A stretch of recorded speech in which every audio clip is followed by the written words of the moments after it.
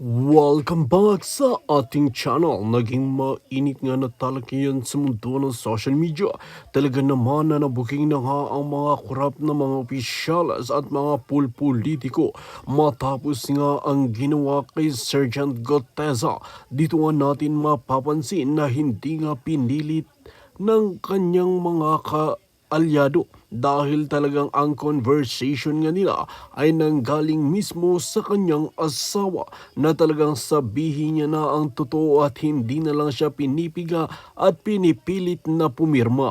Dito nga natin mapapansin na talagang gagawin lahat ng mga korap na mga politiko ang mga ito nang sa ganoon ay tuluyan ng mabulok itong si Senador Marcolata sa bilangguan. Dito nga natin mapapansin na talagang ginagawa na lahat ng mga korap na mga opisyalas na mapatumba ang mabubuti na naglilingkod sa taong bayan. Ngayon nga ay talagang sigaw ng marami dapat ang hustisya ng bansang Pilipinas ay magkaroon ng patas na paglilitis at talagang manaig lamang at talagang pag-aralan ang mga ebidensya. Well mga kaibigan, kung kayo ang tatanungin ano ang inyong mga opinion, just comment below sa ating comment section at ating tatalakayin.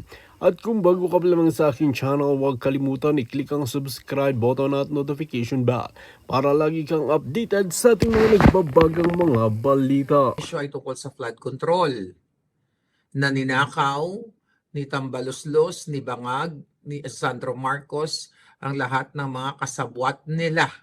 Okay? The reason why hanggang ngayon baha kayo at meron pa nga dyan ng lubog ang mga bahay ninyo.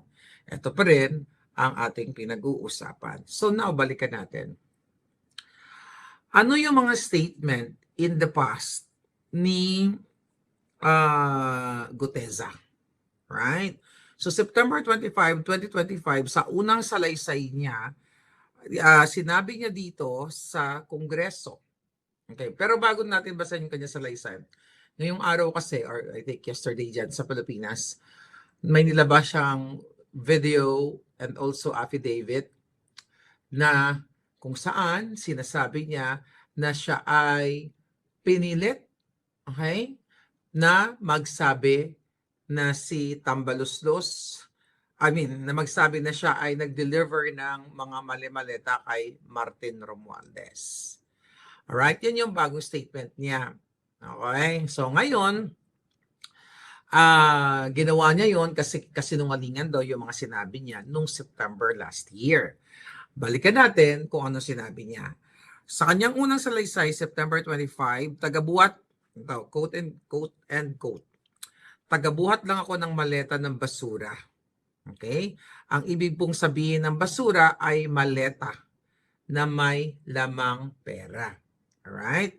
So sinasabi niya dyan sa kanyang statement na humigit kumulang 3 beses ako mismo ang nag-deliver ng basura kay Martin Romualdez na nagkakahalaga ng 48 million pesos at may post-it na nakalagay doon sa maleta. Alright? Balikan lang muna natin para ma-refresh tayo. Total, binabaha kayo, di ba? Total, ngayon ay yung epekto nitong mga kadyotahan nila ay pinagdudusaan ninyo. So, mas magandang pinag-uusapan natin at balikan natin ang karumal-dumal na nakaraan. Sabi niya, humigit kumulang nabanggit na yan, humigit kumulang 3 beses ako mismo ang nag-deliver ng pera. Then, sa Senate hearing, under oath. Okay? Under oath, sinasabi niya, di ba, tinanong siya doon, I think Senator Marcoleta, nung hindi pa nila kinulong, kung saang mga lugar, okay, siya nag-deliver. Ang sabi niya, yung 42 McKinley Street sa Forbes Park. Okay, 42 sa bahay ni Romualdez.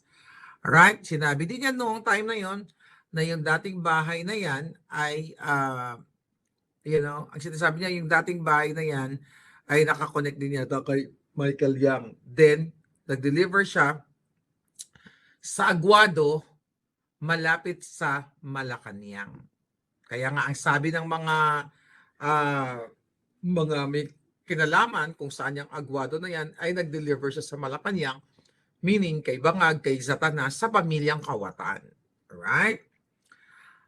Now, nung tinanong siya gaano kadalas Okay? Gaano kadalas siya mag-deliver dito, okay? Kaya may binanggit niya pa si Zaldico at Romualdez, 3 times a week daw sila mag-deliver. Okay? From December 2024 hanggang sa mag-resign na nga si Tambaloslos. So sabi niya, ako mismo ang nag-deliver. This was last year. Okay? So ito ba, okay, ito ba ay hearsay? Ito ba siya pinilit? I don't think so. Pupunta tayo din mamaya. Personal knowledge to eh. Hindi nga siya kumukurap nun eh. Right? Kasi nagsasabi pa siya ng totoo nung September. At mamaya mapakita tayong video. Then ngayon, meron siyang recantation. Not ngayon. Nung August 13 pa pala siya naggawa ng kanyang mga affidavit na sinasabi niya sa kanyang bagong affidavit na wala daw siyang personal knowledge tungkol sa maleta delivery sa Valle Verde at sa kay Romualdez at sa Forbes Park. Ang question sa kay Gutesa, bakit ngayon si Romualdez lang ang inililigtas niya? Right? Bakit si Romualdez lang? At bakit wala dito, hindi niya nililigtas yung boss niya, si Zaldico? Okay?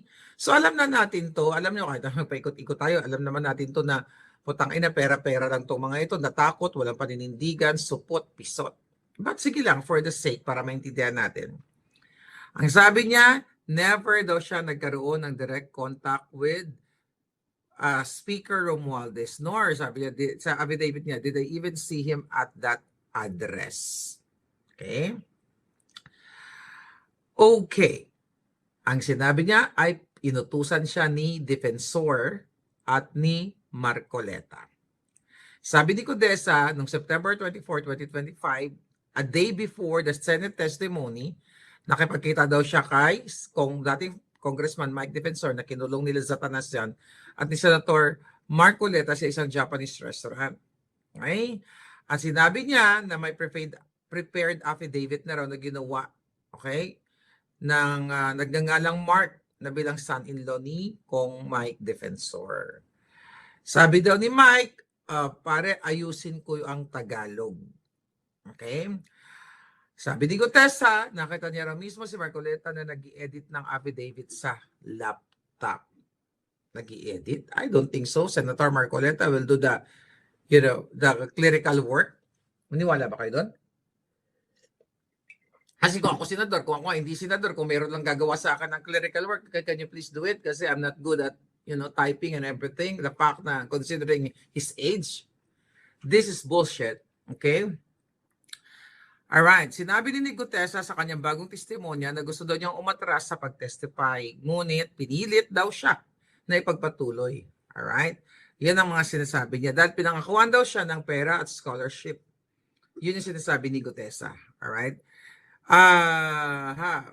Ngayon, okay, ang sabi niya, nag-promise daw ng cash and education scholarship si former Congressman Mike Defensor.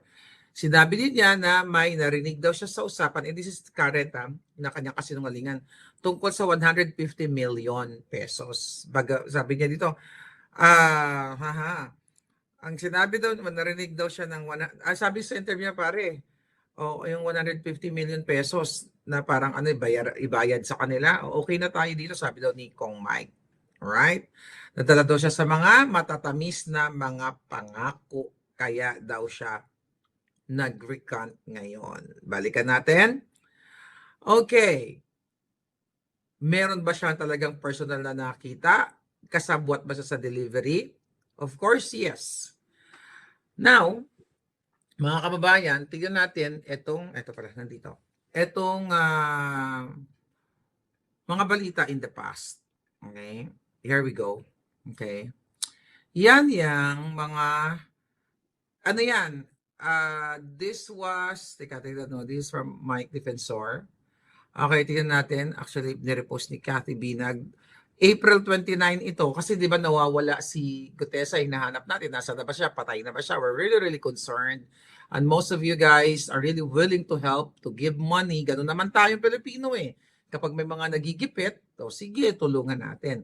Pero paano mo pagkakaila? Na mismo si Zaldico, okay, na dating chairman on appropriations, o kung ano yan, okay, Yan na lang. Nakita nyo, may problem, okay? Okay, tugan mo yan, GMA News. This was November 14, 2025, nung lumabas si Zaldico. Then, ito, paano mo paano mo yan ipagkakaila? Alright? Ayan, pagkakaila yan. Asan si Baligod? Ito. Okay, sabi ni Baligod, okay, Attorney Levy Baligod. Okay, tignan natin. Alright. Sabi ni Attorney Levy Baligod, ito, nagpasalamat siya. Okay? Sergeant Orly Goteza was involved in the delivery of cash in suitcases. Picture taken by his fellow security personnel of Zaldico. Ayan, no? Ngayon, okay, tanggalin muna natin yan. Here we go. Kasi report tayo sa inyo. So, balikan natin yung corroboration ng statement, no? Nung bumaliktad na rin na si Bernard Tube, na ang sinasabi niya, nag-start na, okay? Ito yung mga statement of, yung mga attribution or corroboration sa testimonya ni Goteza noon, last year. Sabi niya, nag-start na po yung security, then nag-deliver na rin po kami ng mga basura. Okay? Siya rin, ano yun? Ito, sa GMA, okay? That was Tube. Yung unang operation na nasamahan ko, nag-deliver kami ng halos 50 na maleta kay dating speaker. Okay? Then, sabi ni Bolotante, kasi, ito, ano to na sinasabi kasama nila si Goteza. Kasi nandoon yung mga picture namin na nakasave sa cellphone namin at sinabi rin niyang may backup sila sa iCloud. Alright, kaya mariretrieve namin ang pictures. Kaso lang, bumaliktad na nga ito mga ito. Pero ito si Walter Manalansan, ito yung hindi bumaliktad. Tungkol sa dahilan ng ano to, sinabi nilang na lumantad sila upang ilabas ang katotohanan dahil umano sa pagdi-deliver ng mali-malitang pera na di umanong pinaniwalaan na pera ng bayan. Okay. Then, yan ang mga nakalagay sa kanilang joint affidavit. Okay, wag na tayo magpaligoy-ligoy pa. Si Goteza ba ay nagsasabi ng katotohanan? Ano ang mga susunod na kaganapan? Okay, so nung hinahanap natin siya, mga kababayan, here we go. Okay, where is that? Okay, nung hinahanap natin siya, alalang-ala tayo sa kanya. Akala natin, ginurgur na siya. Diba? Gano'n naman talaga tayo. Masyado tayong mapagmahal, pero hindi tayo lumalaban sa mga bangag. Alright? Then, here we go. Lahat talaga yan ay kanilang gagapangin, tatakutin. Okay, bakit gagapangin, tatakutin? Ito, mga kababayan. Here we go. Habang hinahanap natin si Goteza, okay, ito, April, na-reshare ni Palangga Kathy Binag. There we go. Mike Defensor, okay, ang panggigipit kay Sergeant Goteza. Itong video ng pag-uusap sa pagitan ni Sergeant Goteza at ng kanyang asawa. Noon pa man ay nasa akin na ang recording na ito. Ngunit pinili ko itong hindi muna ilabas dahil sa matinding pangamba para sa seguridad ni Sergeant Goteza at ng kanyang pamilya. Subalit ngayong formal nang nagsampa ng kaso si Ombudsman Boyeng Remulla laban kay Speaker Romualdez kung saan ginamit na basihan ang affidavit ni Goteza at ang kanyang mga testimonya sa Blue Ribbon, minabuti ko nang ilabas ang katotohanan ito. Nais kong manawagan kay Ombudsman Remulla, isalba ninyo si Goteza at protektahan ang kanyang buhay at ang kanyang pamilya. Sa video na ito, malinaw naman na makikita ang paggigipit, pinipilit pirmahin si Sergeant Goteza ng ibang affidavit na kinunan pa ng video kung saan pinapalabas na pinangakuan ko at ni Senator Dante Marcoleta ng pera kapalit ng kanyang testimonya. Makikita rin na pinipilit siyang pasinungalingan ang mga ginawa niyang delivery kay Speaker Romualdez. Nagsalita si Goteza para sa bayan ngayon. May kaso na ang ombudsman laban kay Romales. Panahon na para suklian ang kanyang katapatan. Lumilipat Akala ba? natin matapang si Contessa. Ito muna, bago natin i-play, okay, bago natin to i-play, kausap niya yung asawa niya. Alright? Kausap niya yung kanyang asawa, di ba? Here we go. Okay? Dahil lang. Alam niyo naman, pag mahal niyo sa buhay ang kausap niyo, asawa, anak, na nakakulong ka, ikinulong ka. Alright? Authentic. Okay? Authentic or hindi fabricated ang kwento. Di ba? Pakinggan lang natin, so you decide. Cellphone. Lumilipat ba? Hello? Si Gutesa at ang asawa Ayan, ka niya. na? Matulog By the way, tumaba si Gutesa. Mukhang nakakakain ng steak at lechon, ha? ka na? Ano yan? Nandiyan ka sa kwarto? Ha? Lakas ang boses. Nagingi. Tumawag si kuya. Kinukumusta ka? Ulitin mo daw yung sinabi mo kanina na yung binibidyohan ka para may record. May record kami, i-record namin. Pinapaulit ng asawa niya yung sinabi ni Gutesa before this conversation para ma-record, para maibidensya yung kanyang asawa at ang kanyang pamilya.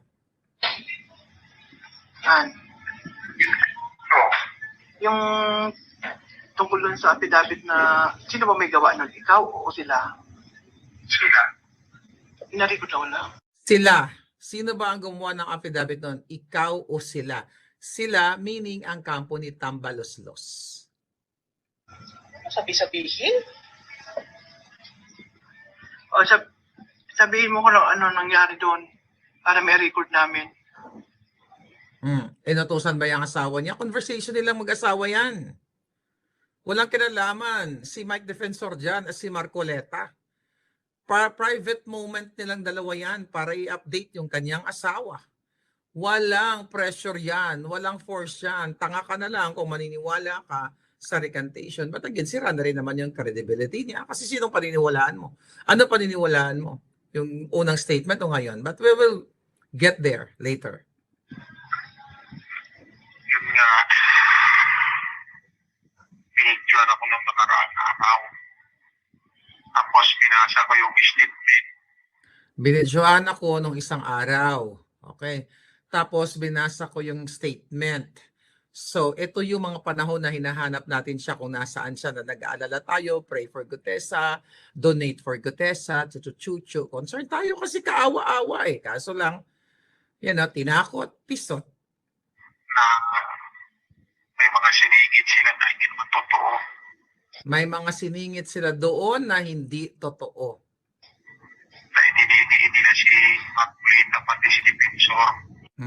Na idinidiin nila si Marcoleta pati si Defensor. Sinabi niya mismo sa asawa na yan. And then on August 13 and today pumutok sa media the same exactly na dinidiin niya sa recantation affidavit niya na si Marcoleta at si Defensor ang nagpumilit sa kanya. Siya mismo kausap niya yung asawa niya. So wala nang saysa yan. It's either gugurgurin din yan later on o kung ano man. Ganon kapag wala kang paninindigan. Itatapon ka na ng basura kasi wala ka namang kwenta ang buhay mo sa mundong ito, right? Na sinabi nila doon sa statement na pinanakuhan ako ng pira, babayaran ako. At sinabi pa doon na hindi masaya. Wala akong alam doon sa delivery doon sa bahay ni Romualdez. Okay.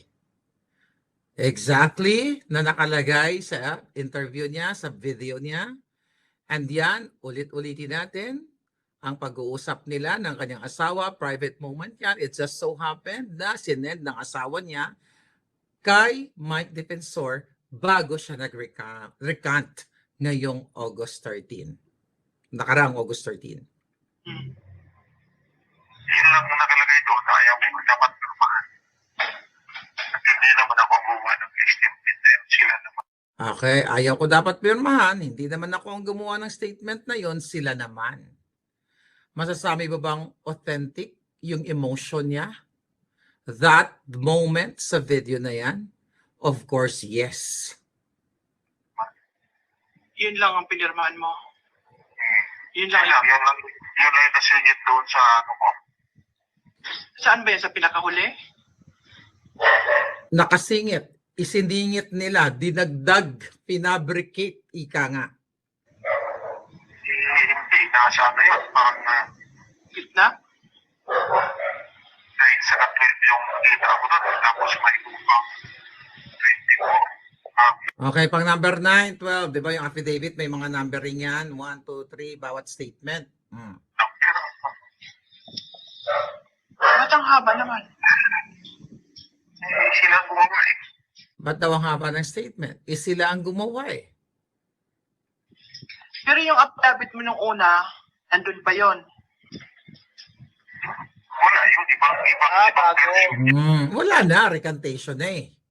Babaguhin na, wala na siyang personal knowledge. Kumbaga, in-injection na yung ulo niya ng pangpabuang. Ng amnesia, okay, wala ka nang maalala. Okay, baliktarin na si Marcoleta na si Defensor ang baliktarin natin ngayon. That's how it is. Di ba? Ganon ang mga demonyo sa Bangag Administration.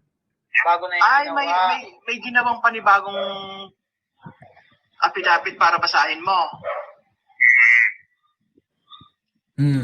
Kaya nga, di ba, yung affidavit niya, nung nagsalita siya even sa video, I don't know kung saan yung video na yung interview, binabasa niya. Alam mo, hindi mo na kailangan magbasa. Kung sasabihin mo, okay, nag-deliver ako o hindi ako nag-deliver. Kasi nung una, hindi naman siya nagbabasa ng affidavit. Although may guide siya sa affidavit niya, pero very spontaneous siya. Pero ngayon, bawat tuldok binabasa niya. Ano pa ba? Ako naman sa'yo nung una, nung pinirmahan mo, hindi na ilalabas yun. Sabi nila, hindi lalabas. Bakit ka pa nila pinabasa? Anong sense nun? Hindi ko alam kung ano, idadalhin daw sa korte para mawala na yung kaso ko. Yun yung So, pinwersa siya, sinabihan siya, o sige, gawin mo na lang to, mag-recant ka, dadalhin sa korte para mawala na yung kaso mo. Akala niya kasi ganun kadali. Na, o sige, mag-recant ka, zero visibility ka na. Ibig sabihin, hindi ka na maging visible sa media o sa mata ng mga tao na active sa social media. Kalimutan na lang natin, may isang gutesa na nanumpa, naninindigan, at biglang bumaliktad at bumaha ang buntot. Akala nyo kasi ganun eh. Diba, bago kayo magtestigo kung matapang kayo, dapat buo ang loob nyo. Buo na para kayo sa bayan.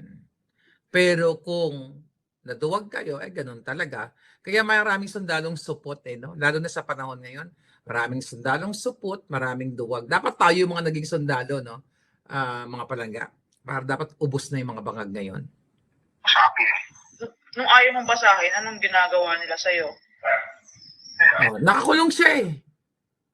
Kinulong siya eh. Okay? Nang mga nagpumilit, napapermahin siya ng Bangag Group.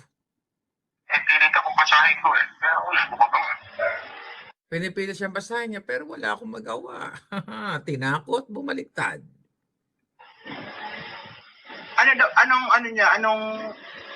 kapalit? Anong kapalit ng pag hindi mo binasa? Para daw manahimik Okay? na kayo. Wala namang gugulo dyan sa inyo. Okay, para daw manahimik, wala namang gugulo sa inyo. So, ang collateral is laging pamilya. Alright? Pamilya, tinatakot ng mga bangag. Sabi ko sa inyo, papatayin kayo ng bangag eh. Papatayin kayo ng mga bangag. Ewan ko daw to si Gutesa kung hanggang kailan ang buhay nito at yung apat na Later on, papatayin kayo kasi wala nang saysay. Kasi wala na rin kayong kredibilidad. Ano nang gugulo sa amin Han, sa totoo lang Han, wala nang gugulo sa amin. Sila lang ang nanggugulo sa amin. Sila ang gumagawa ng Mga bangag. ng paraan para manggulo. Sila na nanakot sa amin eh. Di ba? Kaya sabi ko sa iyo nung nakaraan. Gusto ko nang gulo-gulo na yung utak ko eh. Oh, gugulo talaga yung utak mo. Maintindihan mo naman yan eh. Gulo-gulo talaga yung utak mo. Pero kung ako kasi ganyan, okay, ako lang I don't know, wala ako sa situation na yan. Pero kung akong ganyan, nainipit nyo na ako, kinulong nyo na ako, sasabay ko na kayong lahat. Kung ako matapang ng sundalo, kaso hindi siya matapang eh. Kaya bumaliktad siya. Tutumba ko kayong lahat. Tangina, gusto nyo guluhin ng pamilya ko. Magtumbahan na lang tayo, di ba? Ganun lang yun. Kinulong ka na. Ayan, baka nga ano ka pa dyan. Chain ka pa, di ba? Ganun naman ang laban sa buhay. Una-unahan lang. Ikulong ka, gusto kang gurgurin, unahan mo na. Hindi na ako makatulog. Mag-ano ka muna, bago ka natulog, minom ka muna ng maligang na tubig. Para ma-relax yung muscle mo. Anak. Ikaw, kung ano itutumba kayo, ihilahin ko sa ikakadena ko. Okay? Let the people gurgur them. Ikakadena ko magkaroon ako ng pagkakataon. Ang tunay na sundalo, ganyan. Ipaglaban mo ang karapatan mo. Ipaglaban mo ang bayan mo. Pero ngayon, babaliktad ka. Para kang suka na iniluwa ng mga lasinggo mong amo. Isa kang basura. Yun lang yun. Ikakahiya ka, bibit-bitin ng buong pamilya mo, mga anak mo, na minsan sa history ng buhay ni Gotesa, di ba? Sasabihin ng mga anak niya at mga kalaro niya, tandaan niyo ang pangalang Gotesa, or ni Gotesa at yung apat, tube, na minsan na may mga sundalong naninindigan at lumunok ng mga juto, ng mga bangag, lumunok ng suka and everything. Di ba? Mas maganda pakinggan na may isang maharlika na lumaban. May isang babaeng hindi sundalo pero may bayag na lumaban hanggang sa kanyang huling hininga, hanggang natumba na ang mga kawatan sa bayan. Kaysa naman ang tatay kong si Gotesa ay namuti ang itlog at bumahag ang pisot. Kaya bumaliktad. Natakot talaga siya. Lahat naman tayo dito sa mundong ito, alam mo mga kababayan, sabi ko nga, demonyo ang kalaban mo. Okay? Sabayan mo ang pagiging demonyo nila. Ba't ka magpapaka-anghel? Healer? Diba? Okay, balikan natin. Okay, yan yung statement ni